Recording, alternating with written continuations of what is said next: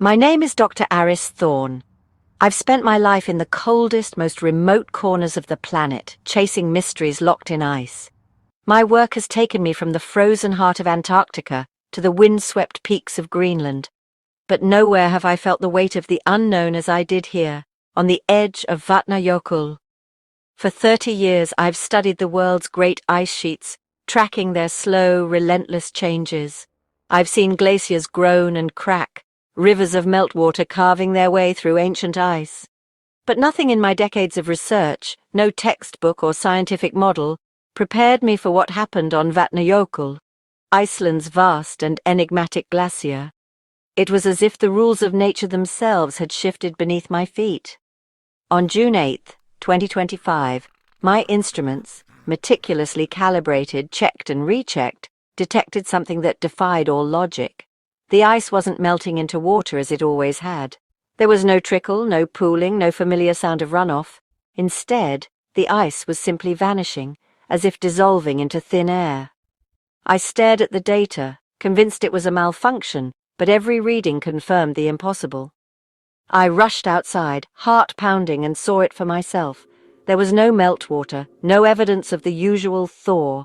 Instead, a faint, shimmering haze hovered above the glacier's surface, distorting the air like the mirage of heat rising from a summer road. But this was no summer.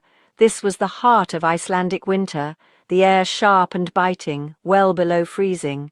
The haze seemed to pulse and flicker, an unnatural phenomenon in a place defined by cold and stillness. I stepped outside my research hut, unease prickling my skin beneath layers of insulated clothing. The silence was absolute, broken only by the crunch of my boots on the snow. I felt as if I were standing on the threshold of another world, one where the familiar laws of physics no longer applied. Raising my binoculars, I scanned the glacier's surface. That's when I saw it, tiny glittering particles like flecks of diamond lifting from the ice and spiraling upward. They weren't carried by wind, there was no wind at all. The air was eerily still, yet these particles rose in twisting columns, defying gravity and explanation. The glacier wasn't melting in any way I'd ever seen. It was as if the ice itself was being drawn upward, evaporating directly into the sky. The process was silent, almost graceful but deeply unsettling. I watched, transfixed as the glacier seemed to dissolve, its mass lifting away in a slow upward drift, leaving no trace behind. In that moment, I, a scientist grounded in reason and evidence, could only watch as the laws of nature unraveled before my eyes. I realized I was witnessing something unprecedented, an anomaly that would challenge everything we thought we knew about the world's great ice sheets, and perhaps about the very fabric of reality itself. Physics says ice melts and water flows down. That's the rule. The law of nature we all take for granted. Gravity pulls, heat seeps in, and the solid turns to liquid, trickling away in rivulets that carve their way through the ancient blue. It's a process as old as time, as predictable as sunrise. But what I witnessed that day defied every expectation, every lesson I'd ever learned about the world. But only the glacier was affected. My coffee stayed put, the snow on my boots unmoved. The world around me was still, untouched by the chaos unfolding just meters away. My breath fogged the air, my hands trembled, but the mug in my grasp was steady, the ground beneath my feet solid. It was as if the laws of physics had been rewritten for the glacier alone, leaving the rest of reality untouched. I felt like I was standing at the edge of a dream, or a nightmare, unable to wake. I checked every instrument, every sensor, no errors. The data was clear, unambiguous. Temperatures were low, humidity normal, barometric pressure steady. There was no sign of a sudden heat wave, no chemical anomaly, nothing to explain what I was seeing. I ran diagnostics twice, then a third time, desperate for a glitch, a malfunction, anything that would restore order to the world. But the numbers stared back at me, cold and indifferent, confirming the impossible. The ice was dematerializing, turning to vapor and rising in silence. Not melting, not flowing, but vanishing, sublimating directly from solid to gas, as if the glacier itself was being erased from existence. Wisps of vapor curled upward, catching the pale sunlight, drifting into the sky like lost spirits. There was no sound, no splash, no warning, just the steady, relentless disappearance of something ancient and immense. No creaks, no groans, just a profound, unnatural hush. The silence pressed in on me, heavy and absolute, broken only by the faint whisper of wind across the ice. It was the kind of quiet that makes your heart race, that fills your mind with questions you're afraid to ask. The glacier, once alive with the subtle music of shifting ice, was now mute, as if holding its breath. Was it sublimation, some unknown energy? Every theory seemed absurd. I scribbled frantic notes, my mind racing through possibilities, solar flares, magnetic anomalies, even the wildest quantum effects. But nothing fit. The textbooks offered no answers, and my training felt suddenly useless. I was left with only questions and the uneasy sense that I was witnessing something no one had ever seen before. Outside, the haze became a visible column of light, beautiful and terrifying. It shimmered above the glacier, a pillar of pale radiance that seemed to pulse with its own energy. The air around it shimmered, bending the light in strange ways, casting ghostly shadows across the snow. I stared, transfixed, torn between awe and fear, unable to look away from the spectacle unfolding before me.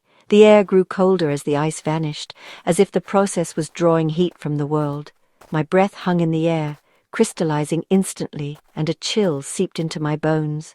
It was as if the glacier's disappearance was stealing warmth from everything around it, leaving behind a void, a deepening cold that crept across the landscape. The wind picked up, swirling the mist into strange patterns, carrying with it the scent of ancient ice and something unfamiliar, almost electric. I retreated to my hut, watching the impossible unfold, a humbled witness to a new reality.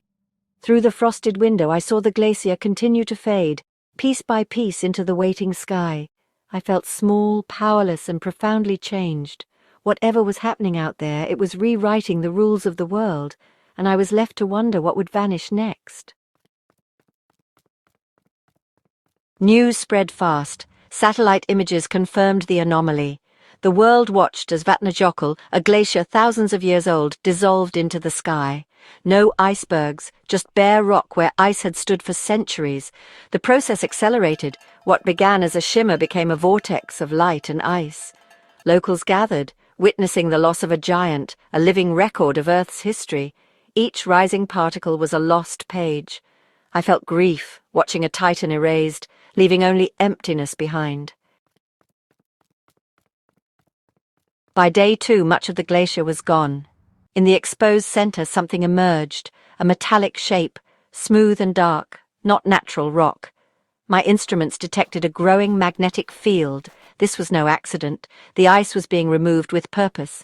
The energy required was beyond anything we knew. Who or what could do this? I reported, "There's an object beneath the ice, metallic, artificial." The world held its breath. The spectacle was now an unveiling, and we were all witnesses. The discovery of an artificial object sent shockwaves worldwide. My research hut became the epicenter of the greatest mystery in human history. Scientists, engineers, and historians all speculated: extraterrestrial origins, lost civilizations, new physics. In nearby towns, awe replaced fear. "We always knew the ice kept secrets," an old fisherman said. "We never imagined they were secrets of the stars." The world united in wonder, every conversation dominated by the mystery beneath the vanished glacier. Over 48 hours, the glacier retreated in silence, revealing a colossal seamless disk of dark metal 2 kilometers wide. Its surface was flawless, absorbing and reflecting light in impossible ways. No markings, no entrances, just pure, overwhelming form. The magnetic field was immense, yet contained. Geologists found signs of ancient heat and pressure in the bedrock, as if the object had crashed and been buried for millennia. The unveiling was complete. The glacier was gone, replaced by a perfect circle of barren land and the inscrutable disk. The disk became humanity's focus. Its arrival, or perhaps its discovery, marked a turning point in our collective story. For the first time, every nation, every culture, every individual was drawn to a single, enigmatic presence. The world's eyes turned north to the frozen expanse of Iceland, where the impossible had revealed itself. Science had to be rebuilt. The disk defied every law we thought we understood.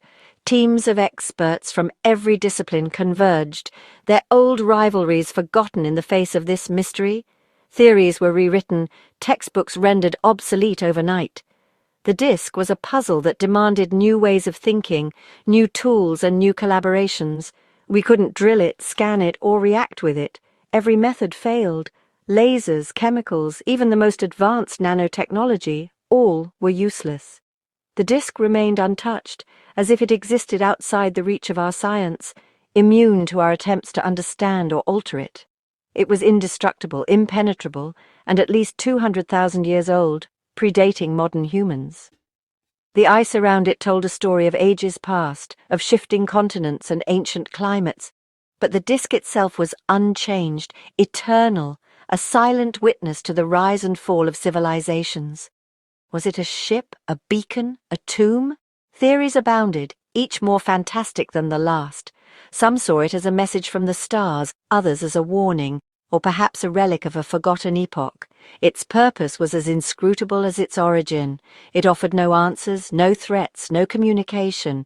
The disk simply was, silent, unmoving, indifferent to our presence. Its silence was more profound than any message, a riddle that deepened with every passing day. Its existence forced us to reconsider our place in the cosmos. We were no longer the center of our own story. The disk was a reminder of how much we did not know, and how much more there might be beyond our understanding. We were not the first intelligent life here, just the first to find evidence. The disk's age hinted at a history far older than our own, a legacy left by beings we could scarcely imagine. It was a bridge to a forgotten past, and perhaps a key to our future. The disk united us in curiosity and humility, a silent challenge to our species. It asked us to look beyond ourselves, to question what it means to be human, and to wonder what other mysteries the universe might still hold. Months passed. I remained in my hut, observing the disk from a distance. The research city grew, but the object never changed. The raw landscape, once hidden by ice, now hosted new life. The sky felt larger, emptier. The disk reflected the northern lights, a meeting of two mysteries. Humanity's focus shifted from rivalry to understanding. We are the species that found the disk. Its silence is a mirror, inviting us to confront our hopes, fears, and potential. Perhaps it marks the end of our loneliness in the universe. 1 year later, we still don't understand the disk. It's not a weapon, not a power source, not communicating. Maybe its purpose was the way it was revealed, the gentle, impossible upward melting of the glacier. Was it a demonstration, a catalyst for our growth? It has already united us in wonder, given us a new horizon. The glacier pointed to the stars. Was that the message? To look up, not down, and embrace a shared future? The disk remains silent, and the greatest question lingers. What happens next?